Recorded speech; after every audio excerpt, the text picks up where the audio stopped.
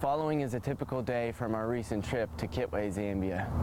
We awoke to another driving rain, something which has been relentless since we arrived in Kitwe.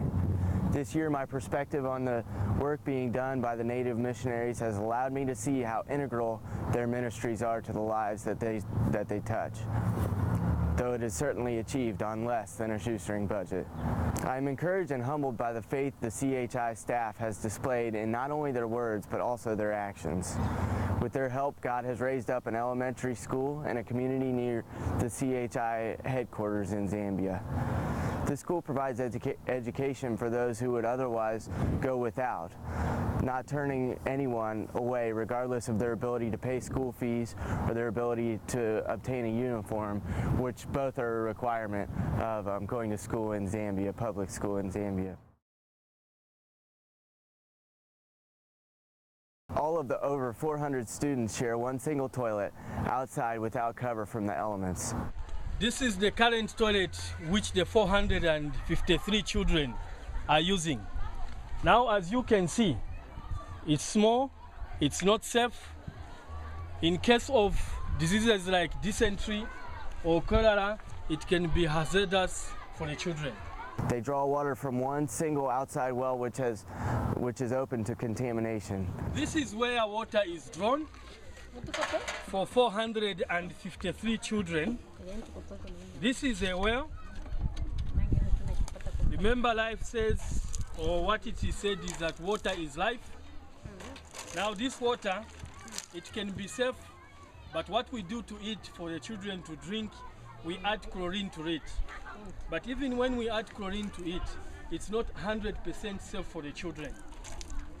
So brethren, if we are to give life to the children, I believe the noble thing that we can do is to provide clean water and safe water for the children. Where we are supposed to tap the safe clean water, it's about 200 meters from here. If we are to buy a poly pipe, we should be able to tap water right into school. And the 450 children will be safe. They can get to drink water at any time. Despite the CHI staffers' inability to pay their bills or at times to have security for their families, they have still chosen to break ground on a block of restrooms for Harmony School, confident that God will fulfill their request for funds in order to complete the project. Where I'm standing right now, it's the slab which has been made for the toilet, which will be used by 453 children. It is about 16 meters long. So what is needed actually are funds to make sure that the superstructure is built so that the children can have good sanitation. What a tangible faith. I cannot recall an instance where I made a physical commitment to a project without a certain result, without having the resources to achieve an end.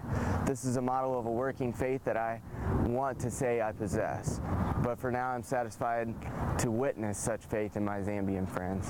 It is truly amazing the rate at which you grow close to each other without the distraction of electronic devices whirring and buzzing about. I can see why the Zambian people have a lot to teach us about the closeness of community and fellowship they share. No one, there's no